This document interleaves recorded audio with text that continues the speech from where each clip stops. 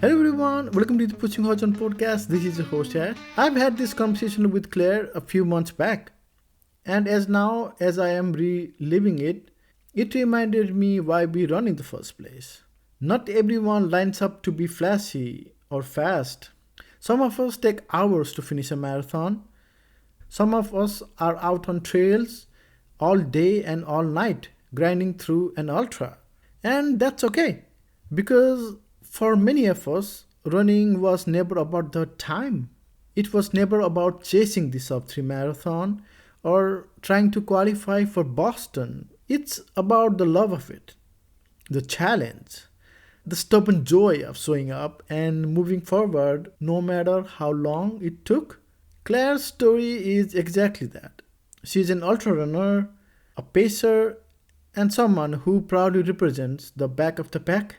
She's been through the highs of crossing 100k finish lines and the lows of calling her husband in tears mid race. She has battled blisters, timed out at checkpoints, found herself in the pitch black nights wondering if she could even go on. And she still did. She still laces up, shows up, and proves that back of the pack is every bit strong as the front. So if you have ever worried about being too slow, or if you have ever thought that finishing last somehow makes you less of a runner, this episode is for you. Because the truth is, if you run, you are a runner, and every finish line counts. And in that note, please let me introduce to our guest today. Here is Claire. Hey Claire, welcome to the Pushing Horizon podcast.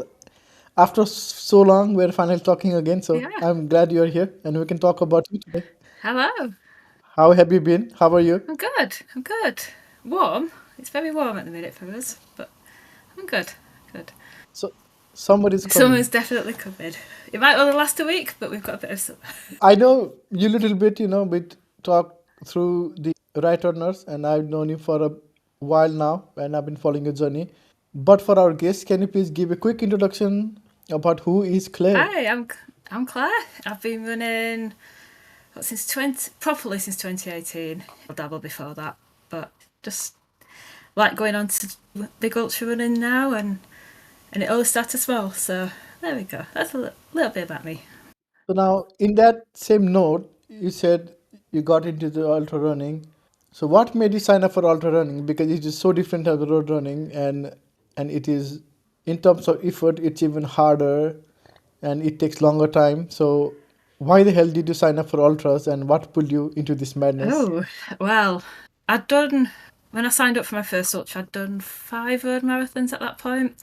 And as you do, you start scrolling through. I'd not long since created my Instagram account at that point either. So I was scrolling through Instagram and you see everybody doing all crazy things as part and you in different Facebook communities, running communities, and you go, oh, quite fancy another challenge. What's next?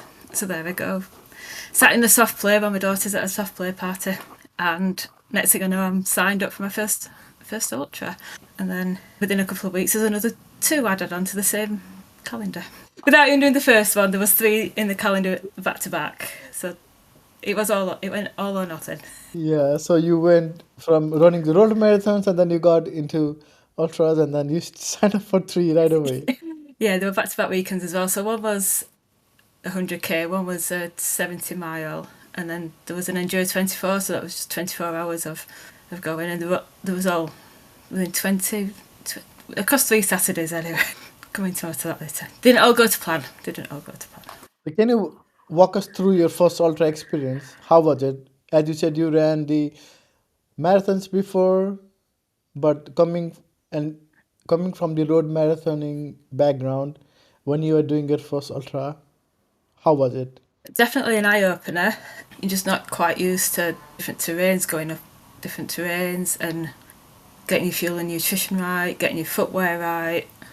That first one, my footwear absolutely wrecked my feet, and I ended up calling it at 50k, which is still an ultra, but it should have been, you walk away a little bit disappointed, but then you wake up the next day going, oh, actually, I still did an ultra. My feet were hurting, and then I knew I had to go again the week after because I'd done another one. But you learn a lot about yourself, the mentality, and I cried. I phoned my husband. I got to one point, my feet were hurting that much. I phoned my husband and cried just to get it out, because ultra running does actually fetch that out in you. We cry at marathons at finish line, but this one was a full-on cry in the middle of a hilly wood. All prepared. The long runs, but clearly the long runs were still quite roady, so there weren't the stones and the gravel. And the one where I did it kept changing from one to another, so your feet were constantly changing different terrains, and it just rubbed my feet a little. I think better trainers on the day would have, at that point, I think, prefer road shoes would have actually been quite comfy on that one, not trail shoes, because it was quite hard underfoot. But you learn from these ones, and if you don't learn, you don't get better, and then you still make the same mistake a little bit later. It's all fun. It's always an adventure. It's not just a I failed on a road marathon. It's a lot more trickier than you put your body through a lot. Yeah, definitely. You said you did 50K, which may have been longer. You didn't move further after 50K. Your leg hurt, and then you ran a 100K. Is that right? Yeah, After a so the week. week after, I went up to Carlisle to do Rat Races the Wall, which is a 70-mile ultra from Carlisle to Newcastle, and I timed out at the last checkpoint by 20 minutes. 20 minutes close to that one, but it was a 100k point, so I'd doubled the distance in a week, which was still a big achievement, and I was happy. I'd done well my by part. It's not always a finish line, it's you increasing your distance very quickly back to back. And it was good. That was challenging. There was long roads, there was hilly bits, but yeah, the people you meet are the people that get you through the darker times. It was through the night. It's the first time going through the night on a full night through. It was lonely at times, but I got talking to another gentleman that was doing it, and we got through the night bit together, through the dark bit, and yeah, it was. That I signed the week after. Got back home and signed up to go back again the year after, because I wanted to go back and try again. And then, so your first race was 50K, and then you doubled it. What was the difference between the first and second one when you did it? Wearing the right shoe, different shoes. So the second one, it was 90% road anyway for the Rat Race one, so I've definitely worn my road shoes, and feet were blistered, protected up, changed socks every checkpoint on that day, because nice fresh socks with it felt like you're putting slippers back on instead of hard insoles. Yeah, and I think the nutrition I think I got my nutrition a bit better, so make sure I ate more as well, and it does help. Getting that fuel in does help. When you were in the first race, you said you had to quit at 50K. How did you felt at that moment? I know your feet were hurting, and were you at a point where you couldn't take it anymore, and that's why you had to drop off, or like how did you felt at that moment when you were going through and you were like, oh shit, now I have to quit, f this, smiling and everything. So Yeah, what were the things going through your head? I was gutted, but I knew at that point I could probably potentially go and change my shoes into my road shoes. But the second half it was more trail, and my trail shoes were already rubbing. I didn't think I got another 10 hours plus in my legs to get around that second bit anyway. But then a couple of hours later, after I'd eaten and gone and sat down, I was like, maybe I should have not quit so early. But it was a lesson learned not to quit when it's hard. Just listen to your body. The checkpoint was there, the base camp was there to go and get some hot food, and after some hot food and a change of kit, I was like, I quit too early. But we learn, and it's a lesson learned for that one. Were you hard on yourself after you sat down and you're like, oh shit, I could have done more, I shouldn't have quit? Yeah, and I stayed on camp. I've got a tent on camp for the overnight camping as well, so I stayed. I got some friends doing the 100k, so we stayed and cheered those in. A few hours down, about 6-7 hours down the line, they were well ahead. And then you get that when you see everybody else crossing the line, you go, oh no, that could have been me. The cut-offs were there to even walk. I could have crawled it and still gone through the night and finished. So I was hard on myself that day, but I came away and got myself fired up to go again. From that, your first journey when you did the 50K, and up until now you have done countless ultras, right? So what has been your proudest finish so far? I want to say Race to the Stones last year, when I got the 100k medal for finishing. That was the first big that was the longest one that I got a medal for. I've done the 50Ks in training. I followed the training plan to a T, and crossing the finish line with a girl that I've met en route, we buddied up for the night section again. So inspired, she's come back from a broken hip, and we just battled through the night section, ticked off other runners, and we just got to that finish line. It was 23 hours, but we did it. And it was a hot day the day before. The night, there's some really dark times in the night where it's just pitch black and we couldn't see what we were doing. The head tortures, we could feel that every stone going down this one hill. I just remember it hurt. So we got into it was just before checkpoint, so we got into a checkpoint, we did his feet, got a nice hot drink, and off we went again. And then the next thing we know, the daylight eventually comes and we're near that finish line as not long after dawn breaking, and it's such a good feeling. When you're doing these such incredible distances, there are so many period or phases within the race because you have to run for 20 hours, 24 hours, more sometimes, 2 days, 3 days. And we all have those dark spots, right, when you are running. So what's been your lowest point in the race for you so far, and how did you came out of that low point? I think I'm going to fetch it closer to time. I'm going to go with the Pennsylvania Day this year. I probably shouldn't have even been in the start line for this one, and I very quickly realised that. I was starting with a bit of a chest infection, but later transpired as a bit of a chest infection, and it really very quickly dropped off miles behind everybody else at the back. And I knew within a couple of miles that it wasn't going to be my day that day. But I kept chugging along a little bit, and then it got to 6 mile, and I just felt, it's not right, I can't do this, I'm hours away from checkpoint. So I turned round, and instead of getting a lift back to the start, I hiked it back to the start as well. So I've still done quite a bit, but that day really got me down a little bit because I knew I shouldn't have been there, but I tried anyway because I'm stubborn. As you are, you get stubborn. You go bigger, you get stubborn. But yeah, and then I stayed on. We were cheering everybody, and there's loads of friends doing it that day as well, so we got to cheering the shorter route 35 milers and the 45 milers. So it was a bit mixed emotions, but it was a dark point quitting so early. That was the earliest I've ever quit anything, and not my happiest of moments on the trails. How did you recover from it? Because it's really hard when you. I still remember, like, when I do the marathon, and if it last Berlin marathon I did and it didn't go the way I wanted it, the time I didn't get the time I wanted, and it that upset me a lot. And I know you are also very competitive with yourself. How did that made you feel when you just had to, like, I know you were not fit physically and sick everything. Were you down after that? Like, how did you felt? Yeah, it took a couple of weeks of complete rest, but while I wasn't running, I wasn't feeling myself either. It was lost that bit of me that I like to do, that it's my time to go out and de-stress after a day at work, and just being out for hours on a Sunday, and whether it's a long road run, whether it's out in the country field or in a wood. And I didn't have that, and I struggled a little bit. I think in the riot chat I mentioned it a couple of times as well, that I went quiet. I withdrew a little bit from how chatting I normally am in there, and yeah, it took a couple of weeks, but then once I got back out and started building back up, I knew it wasn't on to my next batch of races anyway, and I knew that the rest, give myself a talking to, and the rest would get me through those next few. There's coming up because there were another ultra and 2 marathons in 3 weeks looming, and I knew I had to just let my body be right for that. And what keeps you coming back to these long distances? Because you do 100 Ks, 100 miles.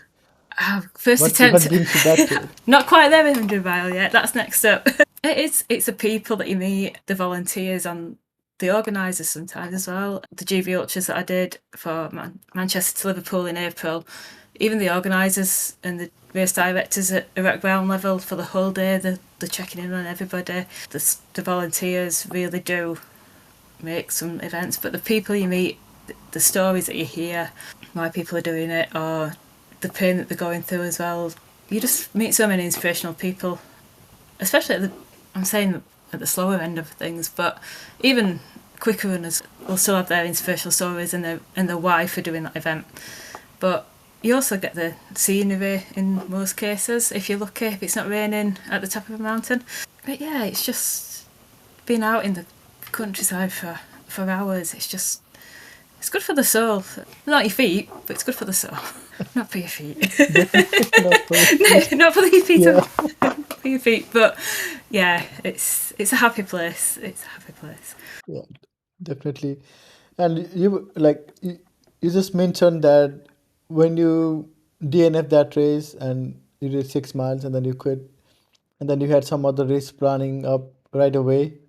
So when you went back and do the marathon and other ultras, did that moment was hovering back of your head, like when you're going through, and like how did that first ultra felt after that DNF? Yeah, it played on my mind a little bit. You're always going to have that question mark over your head thinking, it's happened once, what if it happens again? And I think the first checkpoint at that one was about the 6 mile point. So I knew if I could get past that, I'd got a good chance of doing it, of getting further. But because it was first from come back from that illness and a little bit of a tweak on my calf, I was like, doesn't even matter if I don't finish today. I just want to get past that bit, and then the next check. I did it checkpoint to checkpoint, and I timed out at the last one by, I think it was about 10 minutes. But my feet were hurting by that point because I've just not quite been able to put enough training in that I wanted to. But to get to 44 mile after not enough training and the hampered weeks and that question mark looming over my head of, can I get past 6 miles even? Never mind. Even passing the marathon mark on that day it felt like a big milestone coming back. And yeah.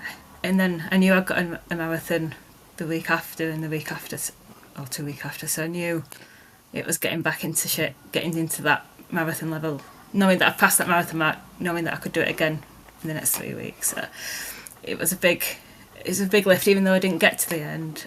It was a big lift. And how do you train for 100K? Typically 100K mentally. Yeah, it's more mental than distance. Last year's 100K, there was some days when I did back-to-back long runs. So you go out. I use bank holidays, so a long run Sunday, a long run Monday, because bank holidays for us fell quite nicely into the plan. So that was good to get out on tired legs when you probably don't really want to, but you keep your body moving. But it is a mental state. You've got to get your head in the right mindset that you can do it, and you're going to have some potentially low times at some point. You never know what the night's going to fetch. It could fetch horrendous thunderstorms. It could be humid. And you've just got to get into that focus of you can do it, and that your legs are going to hurt, your feet are going to hurt. You've got to take on enough water and enough Everything, fuel as well. everything hurts Everything basically hurts because basically, we are running for. but we do it anyway. Yeah, but then if you fuel right and get it right, you recover better as well. It speeds up the recovery. So, and I always find that active recovery works best for me. So I'll always go for a walk the day after as well. I won't just sit and let it freeze up, because the longer you sit still, the harder it is to keep moving. But that goes. Is that your recovery process after you do this 100 kilometers that you come and do the active recovery? Do you do like a hot massage and everything like that? So how does your recovery look like right after I this just big use the event? active. Yeah, I always go for a good breakfast, good coffee, and a nice little walk. Only not anything strenuous, but just enough to stretch your legs back out and get your muscles working again, and just remind them that they are still there. Yeah, and it's not often. I had one half marathon last year that I did I got a sports massage at the event, and it bruised me so bad. I'm like, nope, not straight after an event again. Your legs are just too tight. But yeah, a walk for me is Yeah, always the way to go. yeah, shouldn't do. But this he used to do it. I was talking to Harry Subru, and he said that after he finished the Cocodona 250, always use the massages that's on the thing because it really helps with the recovery. Because all the other, like Jenny's legs were so big that she had to use the wheelie to transport herself and then crutches to do it. So Yeah, Harry said yeah. that the massages at the end of the races are the pretty good thing. They should always do it. I've never done it, so. And also, can you please explain about the back of the pack running and what does it mean to you? Yeah, yeah. So for me, the back of the pack running is the back group of runners in an event, whether it's the last 10% or 20%, where they're going to be slower, they're not speedy. We're probably looking at like the 250 to 3.5 hour half pace at least.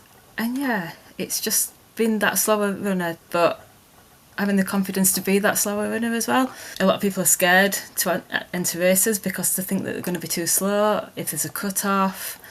And I think there's a lot more races embracing the slower times as more people take up running as well. It is becoming more popular with a lot of people doing Couch 5k and then they want to go on to 10k and halves. But yeah, I think there's a lot more support that could be done in some events, I think.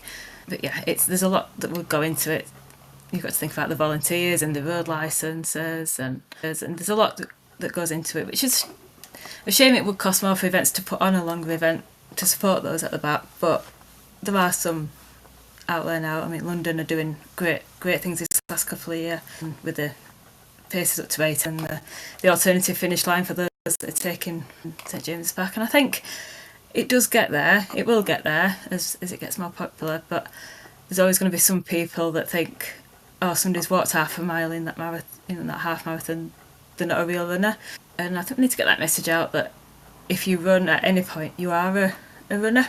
Whether you're Jeff, whether you run the whole thing, whether you might even walk more than you run to start with, but you're still a runner, and it's the distance. When it gets to marathon distance, it's still a marathon, whether you've had to walk 15 miles of it because you never know what's happened in training, or whether it just wasn't your day, or whether it is just the distance that you're wanting to do. I've done 14 marathons, but I never say I've run a full marathon. I've completed 14 marathons, but there's a hell of a lot of walking goes into it as well. But for me, it's an accomplishment of the distance. It doesn't matter about time. You just got to get your pace. It's your rate and go with it, and don't feel like somebody running a 2 hour half is more elite than you are doing the 3 or 4 hour half. It's there, we're all doing it, we're all active, and it's still sitting on the couch doing absolutely nothing. But yeah, and I found doing some pacing with some of our community from another podcast about the fartlek. We've been doing some pacing for a run through this last year or so, and I've taken on the 250 and 3 hour pacing at half marathons for them. And I think people doing their first halves that are scared, having that comfort of the pacing flags right at the back and not just up to the 2:30 mark, which some events do. I think it's a bit of a comfort for them as well. And I think it's good that we've got events that do put that back marker in, not just the tail walk, but the slower paces to get people moving and racing that they might not feel comfortable doing normally. I think I also agree what you said. I think it doesn't matter what pace you run because you are at the end of the day you're gonna go and do the same distances. So I think it needs to be more inclusive. I talk about a lot of people about this issue where it feels like only the fast people are recognized as the runners, and everybody wants to run faster, right? Everybody chasing those PB. Everybody wants to run faster. I myself consider as an average runner. I'm not super fast, but I can get along pretty quick, and I sometimes feels like too that people don't recognize you as a runner because you don't do sub 3 hours, sub 2:30, sub 4 hours, and there is this trend where only the fast people are and runner, and I think it's growing. I think it's going to take some time for all people to get together and embrace it, that everybody who's participating in these events are all runners. At the end of the day, it doesn't matter who's running at 3 kilometers per hour or 10 kilometers per hour, it's the same thing. And I think we need to be inclusive in that topic. And when you're talking about this, there are so many events that are time-based and where you have to achieve some cutoffs and stuff like that. So has those thoughts ever crossed your mind when you sign up for any big races that you're doing? Like, oh, I need to run at this pace to make this cutoff, or you usually only sign up to races that don't have the cutoffs? Yeah. In fact, a couple of years ago, I was looking at the GB Ultras early on when I was first looking at Ultras, and I was looking at the cutoffs going, I can't do that. No way can I do that. And then I was starting to look for events with the longer cutoffs, so like the Threshold Series ones, the really, really long cutoffs. And yeah, it takes a while to go, actually, I can do that. I think Valencia Half's got a 2:30 cutoff, and at the minute I'm like, no, I'm definitely not that shape, but who knows one day. not when I think the half PB is still at 2 hours 43 or something. So I'm like, no, a two, and that was 2019. So that has stood from 2019, and I think I'm past the. I always need a PB at every race because it's not always about the PBs. It's about getting around. You meet people. Some courses might be a good PB, but I think as I'm getting to I'm discovering that I probably like longer distances instead of the shorter ones. And then ultras, you sometimes find that there is more scope for being slower. Trail running is completely different. The cut-offs tend to be a bit more lenient because of the terrain that you go through. But they are there. And some of them, there are some cut-offs I've gone, no, I can't do that. But then there's others I've gone, yeah, that's achievable. But even the shorter races, I think up until last year, the first thing I would have done was check the cut-off time and checked if there was a cut-off, or if there's some marathons even have a halfway point cut off. If you don't meet a certain distance, you've got to come off course. And there is always that playing in your mind as a slower runner. Then you find events that do embrace the slower runners, and you tend to go back. I run for all events primarily based in Yorkshire as well. They've expanded it a little bit, but they've got like a 7 or 8 hour cut off for their marathons, and I think it just gives more people encouragement to try it, even if they don't get to the end. They've got the encouragement there to try. But then you get some racers that are already packing up finish lines before the last runner's got there, because they've got to get the roads open for a set time because of the licences. And you see it from both, you get it from both point of views, but I think it's just a bit demoralising for some people when they're packing up a finish when you've still got runners coming through. But we know why sometimes, and I think it's starting and people don't want to go back then, and then they might not even want to race again if they have a bad experience, which I think is what happened with London a couple of years ago. They were running out of water, there were road sweepers around runners, and then after the feedback they got, they made that change and got the alternative finish, like the race angels going, and it makes such a difference to people. And have you ever been like before you're going on a race, you're like, oh, I don't know if I can do that, but then you went to that event anyways, and then you have surprised yourself and how well you have done? It probably would be the ultras actually. The M2, the Manchester to Liverpool one, that injury, I did doubt myself whether I could do it, and then getting so far and only missing that last, just being so close, knowing that I can beat that, because it was a race that a couple of years ago I didn't want to enter because I didn't think I could do it. So knowing that I could get so far and I can go away and work on that last little bit. So I'm going back. I am going back next year. Yeah, I think. In fact, turning up for my first race in 2013, it was Great North Road. Massively undertrained. I definitely didn't feel like a runner at that point because I was brand new to it, and I'd been watching it for years. But actually taking part, and I think I walked most of it the first time I did it. But getting to the finish line and then knowing that you can do it, it sets up that, oh, I can do this. It's not, I don't have to run every step. There were still people. I think it was 3.5 hours my first Great North Run, and there were still hundreds of people behind me even at that point. And you just get a sense of achievement and wow, we can do these hard things. It's not natural to put our bodies through what we do, but we do it anyway, and you get a good sense of feeling for it. I've done quite a lot where I've done it for charity, so I've just gone off and done it anyway. Yeah, you get that resilience, you build that resilience of you can do it rather than you can't do it, I think, eventually. But it can take time. And how do you feel when you cross that finish line on some of the races that you have done and where you have doubted yourself and you've been resilient and you are so focused on finish the line and then you cross it, then how do you feel at that moment if you're remembering back? Yeah, you just get that overwhelming, a sigh of relief in some cases. You get that overwhelming achievement and remind yourself that you have done it, and it might not have been the time that you wanted it, it might not have quite gone to plan, but you still battle. You didn't quit off. If it's one that you thought about quitting and quit, you just carried on and pushed through, and getting that medal around your neck at the end, definitely. I always feel proud of every race I've done. I feel proud for different reasons. Sometimes it's just wow, I've done it again, or sometimes it's, oh, I really did it this time. But yeah, it's a sense of pride, I think, if you do it.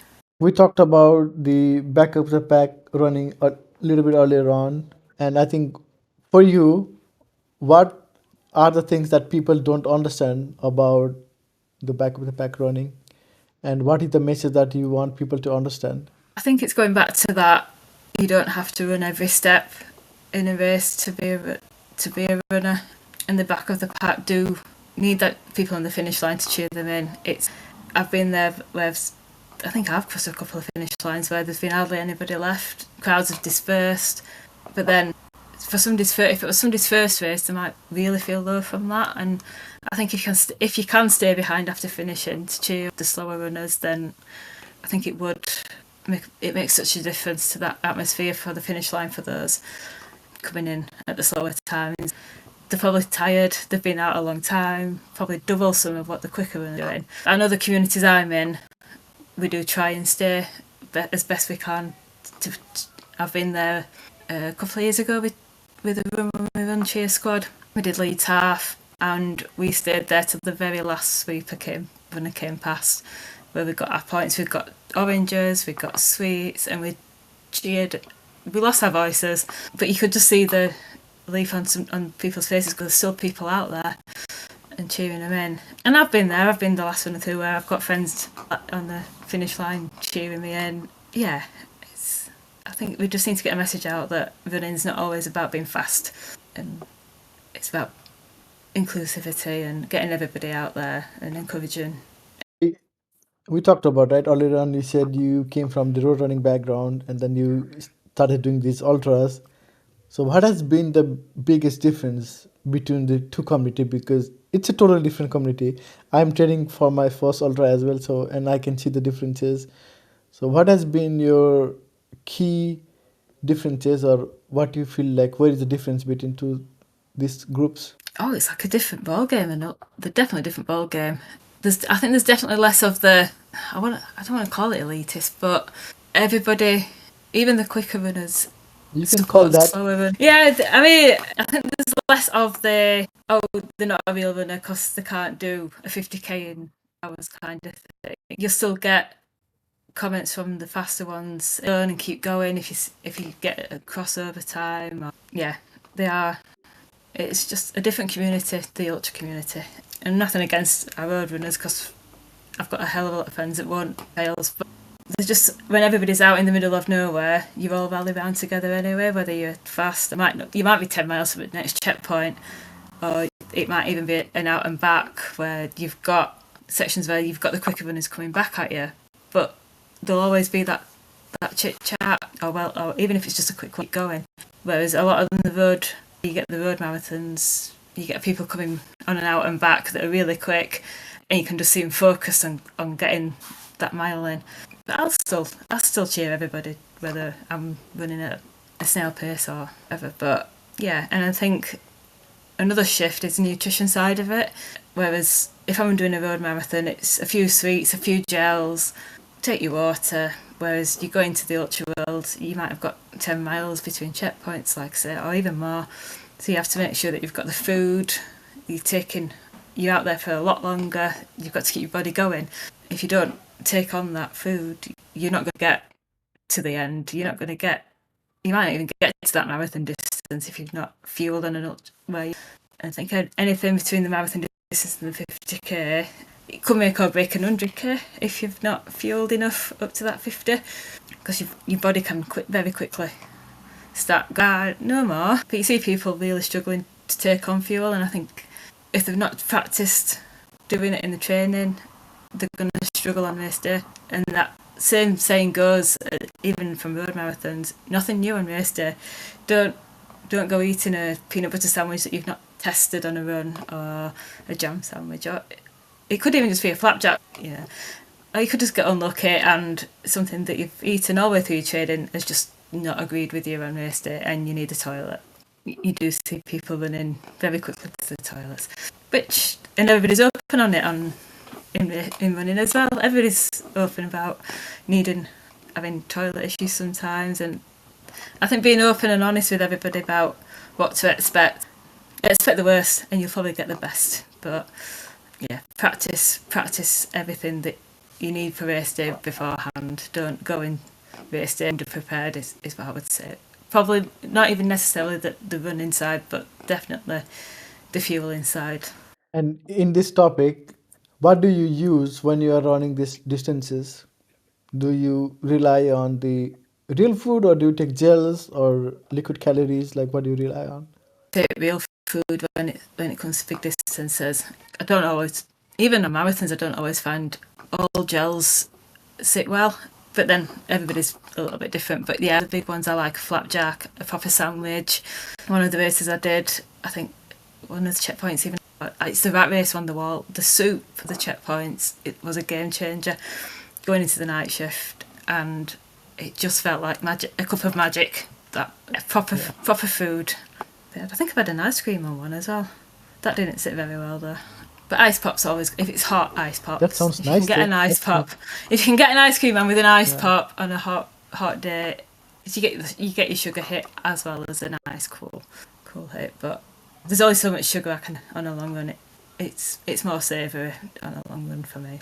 And we talked about shoes earlier on, right? On your first ultras, you were not wearing the proper type of shoes. So, at this present moment in time, what are your preferred shoes? What do you wear? So last year when I recommended Ultra trail shoes, and I got those, and after trying all different trail shoes and just not finding the right comfort. I think it's the fact that have got a really nice proper toe box shape, and I wore them for Race of the Stones. I've worn them for Enduro and loads of miles since, and they have been a game changer for my trail shoes. Let's see if they can get through 100-mile race coming up. It will be fine. Well, And there will do be a you shoe wear change in that. Garmin? There will be. I have got a Garmin at the minute, yeah. Although falling out with it a little bit, but it's okay.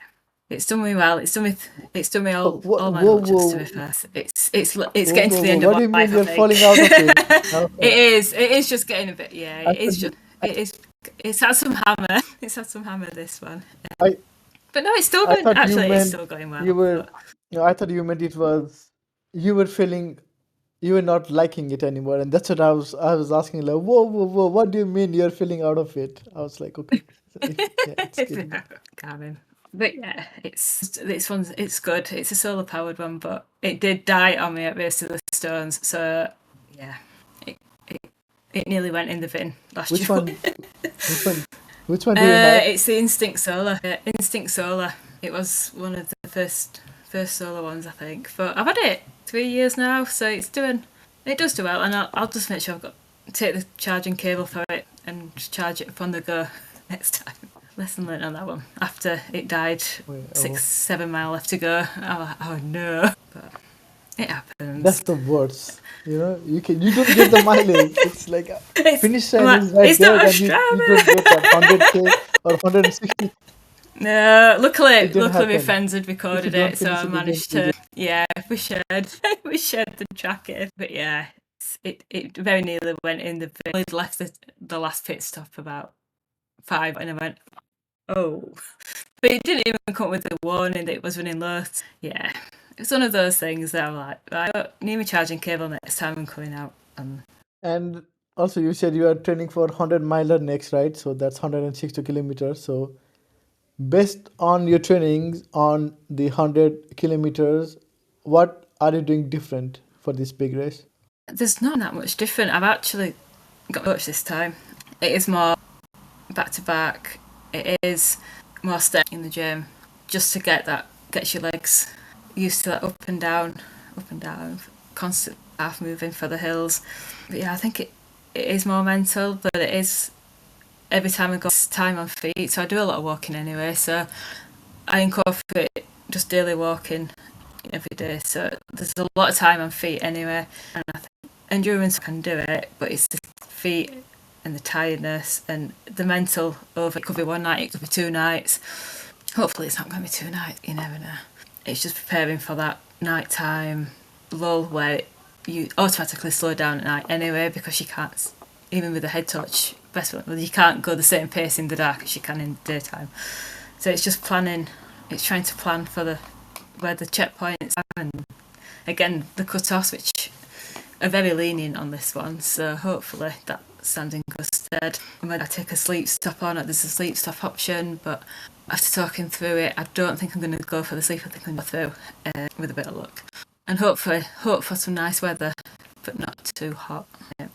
But yeah, it's practicing the nutrition as well. So it's what you're gonna, can you eat at 3 o'clock in the morning? What can your body manage it? Can your gut gonna manage? So there's a lot of planning that's going in already.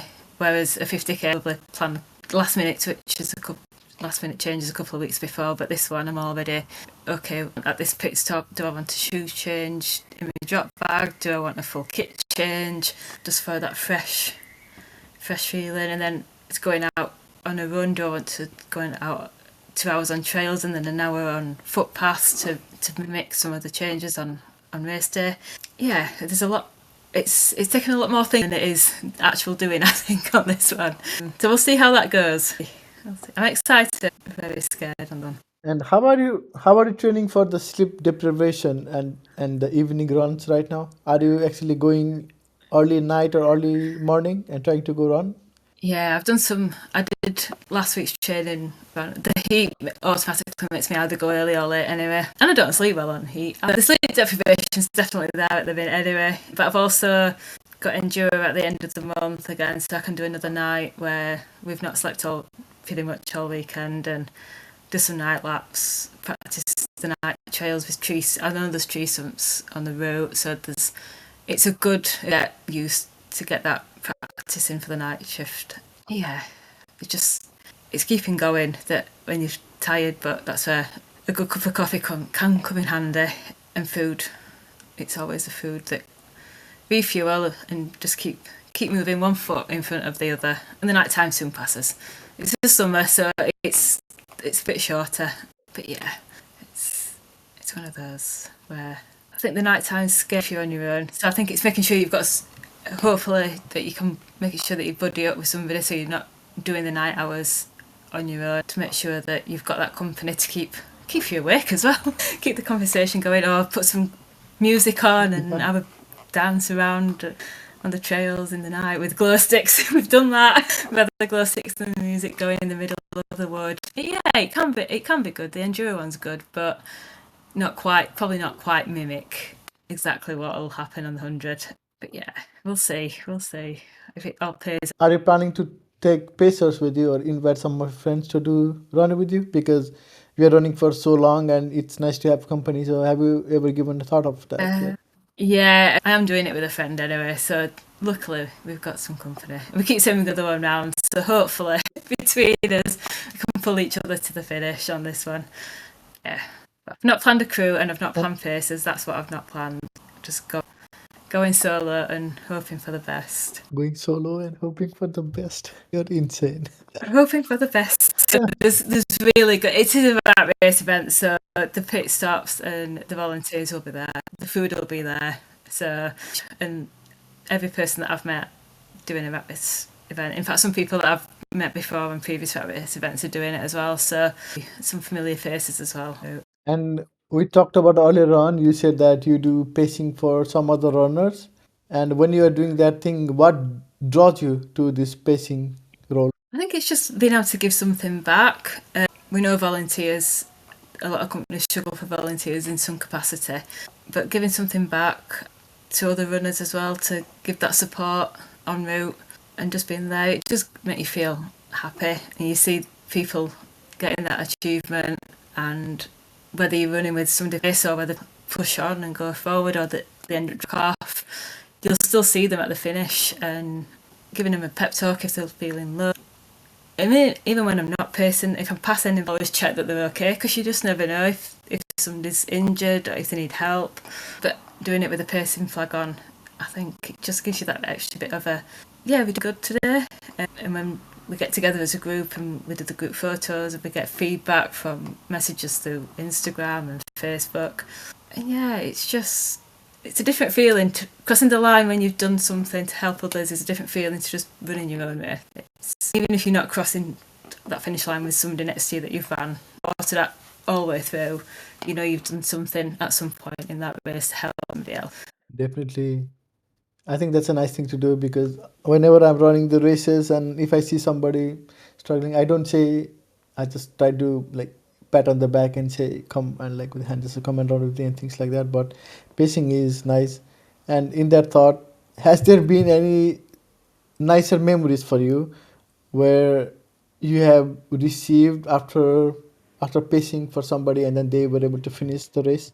Yeah, I passed a girl who was crying. She was with her dad. She wasn't on her own, but she was crying. She didn't think to the end.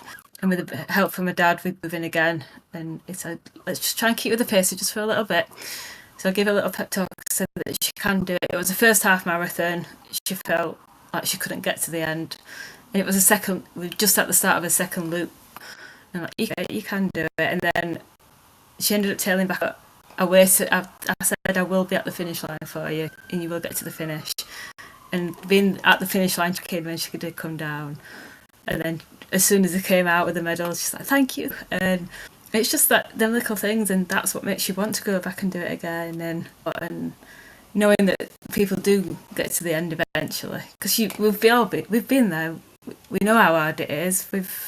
It's not our first and it's not our first time doing an event, but seeing somebody else achieve their first half marathon goal, and she was doing it for charity as well, and the smile that she had on her face was far different to the one that I saw 6 miles earlier. So yeah, it left something, that warm feeling that you get from helping. This might be a philosophical question or weird question. So some people run for fun, some people run for time, some people run for PB, and everybody's chasing something at the end of the day. So, what is your relationship with running? Like, do you run to build the community, build all the camaraderies that you do with all the friends you make from it, or do you run to push yourself and challenge yourself? I think it's a bit of both. I definitely like to challenge myself, and it clears my head.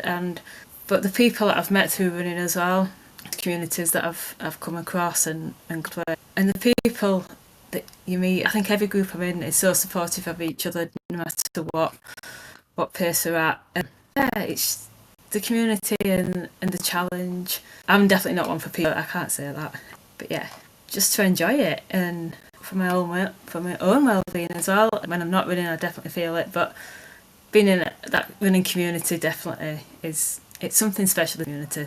And this year has not been too good, right? Because it's been hampered with a lot of things going on. So, how are you managing your training and mileage? Because it's not up to the standard that you usually do. So, how are you doing? Being sensible, trying not to overload it too quick. I've got a fantastic coach now that's making sure that I'm not overloading it and doing the proper taper, ready for the 100. We've got the next couple of weeks planned out, and yeah, building it back up and just hoping that the big runs that I did last year I've kept that endurance in my legs anyway. My legs feel good, so hopefully it's all behind now, and the next few months is going to be a lot stronger again. But yeah, it's just managing it not to overdo it, because you don't want to get injured. You don't want to come back to cause another injury and be out even further. It's just careful management, and then we go into 100 miles. But yeah, it's careful. It's been carefully mapped And out for the uh, for the it's just 100 miles. It's not more. It's just a just 100 little bit miles, more than just a little 100K. bit, So, just a little bit more than it's good. 100k. Yeah, we'll see. But yeah, I feel like it's coming together nicely now, just in time. Last couple of big weeks, and then we go. And when you are in your peak, right? We talked about this all around. Right now, it is not as good as what you wanted it to be. But when you are going and developing in a peak, then how does a typical week look like in terms of training and in terms of study, intensity, and recovery and volume? How does it look like? What is your mileages when you're doing that? Anything from 25 to 50 mile, just depends on what I'm training for as well. I think some of the peak weeks last year might have even tipped 50 mile with a speed session in the week, some hills, a long run on a Sunday, sometimes back to back longish run, so 10 mile and a 20 mile back to back maybe. Or even I think some days I did two 15-15s back to back. But it's making sure there's a little bit of strength in there as well, because it builds that, leans up in your muscles, and it gets that bit of strength in your core, so you're more stable on the trails as well. But yeah, it's a good peak week for me is anything, depending what the event is, to 50 mile-ish, give or take. And are you planning to do anything more than 100 mile at this moment? I saw there are few Never 250 mile say races never. in England as well. Never say never. It is currently the spine race is currently going. No, maybe never say never. But let's see if I can get through this one. Definitely. And also, are you making any changes in your nutrition and gear? Like you said, you have been planning everything correctly right now. So when you're doing your 100 Ks and now you're doing a little bit more than 100 Ks, 160 kilometers. So what sort of changes that you are doing in terms of your gear and in your nutrition? I've got a bigger running pack for the longer runs to practice with a full mandatory kit. Obviously, trails with lots of mandatory kit in most cases, all for the good reason: waterproofs and medical kits and extra spare nutrition just in case, because you just never know if you're grounded. So you don't know what's going to happen in the middle. So you've got to be prepared to be able to wrap up. It's very cold, especially if happens in the night. In the daytime, the weather could change from the hill to the top of the hill. And you just got to be prepared. So I've got a bigger Oh, running pack. It might even be a different pair of a shoe change halfway. I think this one changes from trail. I think it's trail all the way up to 62k, 62 mile, and then I think it's mostly road. So I think there's a chance of practicing shoe changes. And just taking on some proper food. I found that at the GB Ultras events, first time I tried salted new potatoes, it's a big thing. I've heard about the GB Ultras potatoes, but never eaten them, and they felt like a game changer on the day. Mixes up salted pretzels and taking on salt tablets. It's just there. You get your carb, you get your salt, all in a little potato. So I've got to figure out, because rat race don't do them. So yeah, it's just making sure that you find out what's at the pit stops, so you can practice eating that food, because there's no point eating your own food unless you want to carry your own food for 100 miles.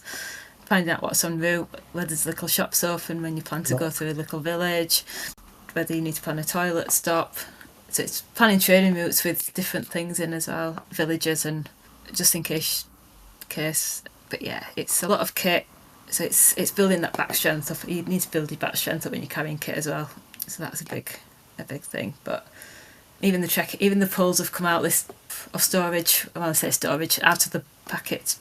I'm not using for quite some time, but I think going up after hours and hours, they're going to be a bit of a game changer, I think. So this time. Just had a question for you. I forgot what it was. But there was a nice question. I thought maybe it will come back. I don't know. Yeah, yeah. I don't know what happened to that question.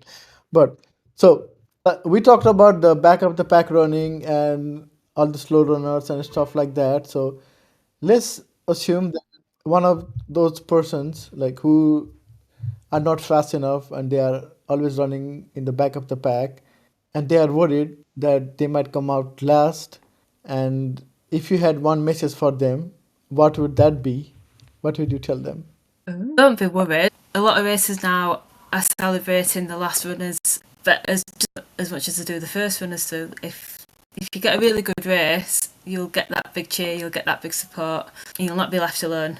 But if you think you're going to be last, find yourself a little community, a cheer squad that can come and make sure they're there for you at the end. But yeah, be proud that you've still done it. You might be last, but still be proud of your achievement. Not everybody's first, not everybody, but if you are last, I know a few people that have come last and they are celebrated just as much. And I think everybody needs to celebrate them just as much. It's still an achievement to keep going, especially when you know you're at the back. Just to keep going and don't give up. Beautifully said. And now looking back, right? So you have now so much experience under you, and the first Claire who did that 50K was about to quit, or at that moment where her legs were hurting and she didn't know because she never had experienced this pain before. So if you had one message that you would go and tell to that Claire, then what would that be right now? Don't quit. Pull yourself together and don't quit and get on with it. Just keep moving. Just keep moving. Refuel. Rest up a little. Chances are you've got time to rest up a little bit and refuel. Get back out there. Get checked. Don't take your head's word for it that you can't do it, and actually you probably can, unless you really seriously. But if it is just in pains, it comes with it. You can work through it. Yeah. Deal with it because it's just the starting of your journey, and it's gonna hurt more when you do Deal with 100K. it. Pull your big girl pants up and get on with it. It is. It's gonna hurt Yeah, more. There's, we've been through childbirth. It's not that bad. yeah. It's just your feet. But yeah, I think you get, just pull your pants up and yeah, I get think you on with get it. used to it. I think you get used to it, right? Because the first race, you don't know what you're getting into. You don't know the pain. You have never been there. But once you run the first 50K, then you are at least a little bit Yeah, of aware what's coming.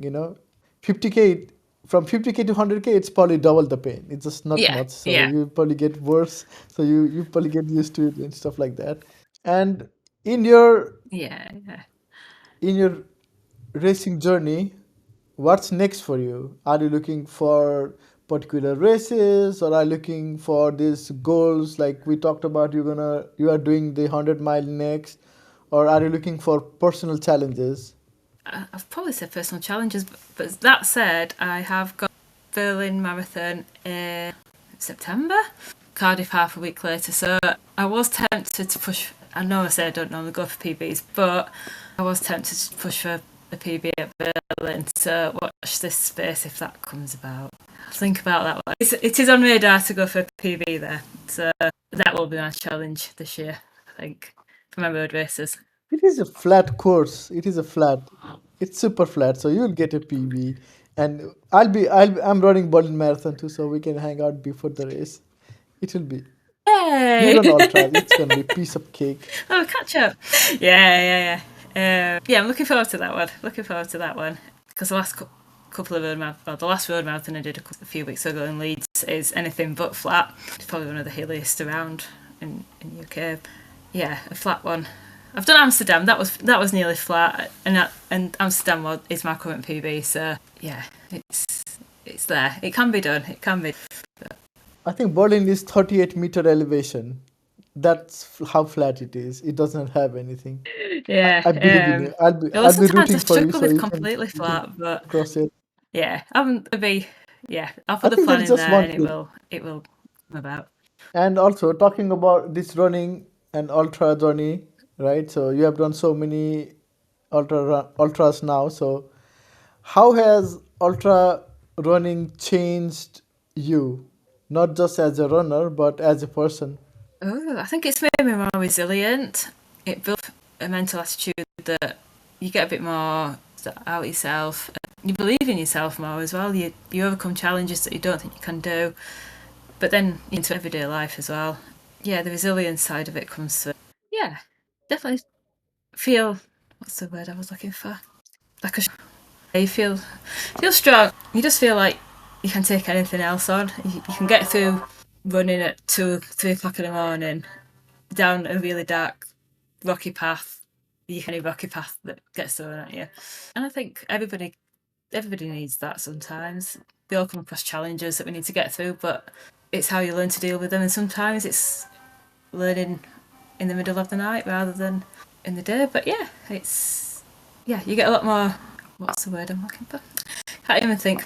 Lost my train of thought, but yeah, it just makes you think more and know that you can overcome challenges that's thrown at you. I remember the question that I was going to ask you. So when you're doing these races, has there any been any food that you are craving in the race that you want to eat?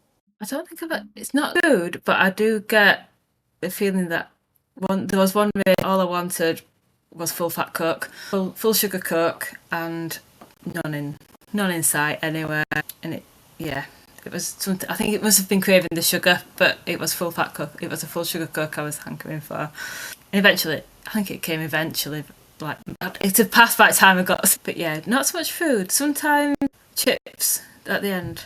I don't always feel hungry at the end, but sometimes some good chips. So maybe it's a carb. Maybe it's the carbs at the end Chips or are good. something salty. Yeah, but they're good.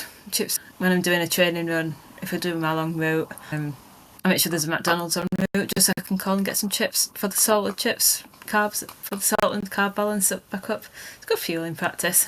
And a Coke. I think that's how I think running's turned me into a Coke drink. I don't drink full sugar Coke normally, but it is it hits different for some reason. Maybe it's the body balance or wanting sugar or something, but it's different than it does in normal every day to day. I was talking to John, I think, and he said that he drinks the Starbucks nitro nitro nitro boost something coffee, and that really hits him. Oh, And yeah, yeah. yeah, So yeah, yeah. I don't know if I that will tend to work on you, but only do coffee if I know there's potentially a toilet hour within a couple of hours, within half an hour. Yeah, I think it's just practice. I think it's just getting what you're used to, though, isn't it? Everybody else thing go to thing, but sometimes definitely. it's fruit as well, like watermelon or apple. When it's hot, it's usually fruit on a race as well. It's quite often I'll have a look at what they've done at pit stops and checkpoints on races and see what fruit's available or been available. And you can always guarantee that watermelon is on the list, and you're like, yes, I've got the watermelon. That's all good. I've got the watermelon. Oh yeah, But yeah, even though it is it's my just favorite food too, and there's not much especially to when it, it's it that is hot. refreshment, Then isn't it's it? just It's like, oh god, refreshing. yeah, yeah. Oranges Oh work, but they god, just make you sticky. You just end up really sticky when eating orange segments. You generally need some water or something as well with oranges, but watermelon and pineapple tend to be less of a big out. definitely. I would eat the watermelon and the oranges too. I mean, I think that would be refreshing just to drink those while you're doing 50 miles, and then you see that and like, oh god, yes, it's a win. Yeah, I think they need. I think they could. I think they need to put a finish line in some events. But Sec is one of our local companies, and feel looped events. So the aid station's there at the finish. It's there at the start. It's that, and there's cake and sweets, and it's just there, and you know that you've got that bit of a. You've got cake and sweets right at the end, no matter how many laps. There's cake and sweets there. More people really need to take on this finish line aid station, not just mid race, but yeah. But every crew runs Hasselbach is a big ultra in his own right. He's got that experience, so he's brought that to his events that he's created, and yeah, super friendly as well. Yeah, I think that would be nice. The some of the food at the end when you're done, and then you can just relax or whatever, or you can eat some food because you can just chill and then do something and not have to think about running. Yeah.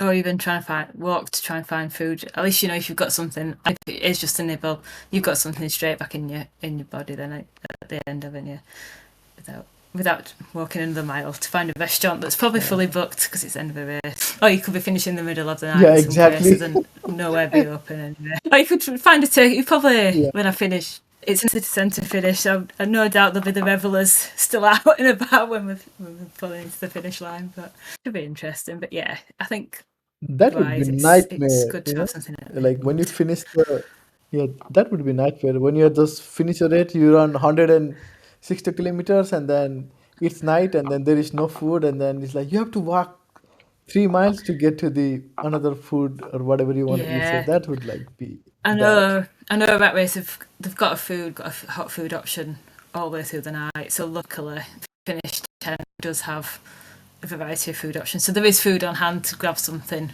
You leave the finish line. So at least there's that. Luckily, but not every race does. Not every race does. I think it'd be a nightmare finishing the night without food options. Maybe, or you just go to sleep and then be really hungry anyway. I need food. I don't want to. Don't want to sleep empty stomach. And also, two things left now. So I have this rapid fire round. It's a bunch of sins that I have. So it's just one or the another. So whatever comes to your mind first. So I'll just ask to you, and then after that, I have one more question for you, and then yeah, that will be it. Yeah. Okay. So road or trail running. Trail. Favorite race you have done. It's a marathon. Worst race day mistake you have made. The wrong shoes. Go to post race meal. Oh, One piece of gear you swear by. a running watch. Music, podcast, or silence on your long runs. Music. Bucket list ultras you have not done yet. Love this culture. Glasgow to Finsbury, Edinburgh. is that the 1 to 50? So, I think that there's quite a few that I want to do, but yeah, Glasgow to Edinburgh's on my list, so that'll go. Word to describe back of the pack runner. Instrument. Running superpower you wish you had. Oh, running superpower. Oh, not hurt after after him. All right, these are it. These are the questions I had for you. And I really appreciate you taking your time. I know we have to move around a bit to do this, Oh, and it's all it was right. nice to finally see you and talk to you. I know, yeah, we've been just talking through right runner, so it's like finally put the face on the Nice to name meet and just you. talk to you nicely. Yeah, So it yeah. was, I really had nice conversation with you.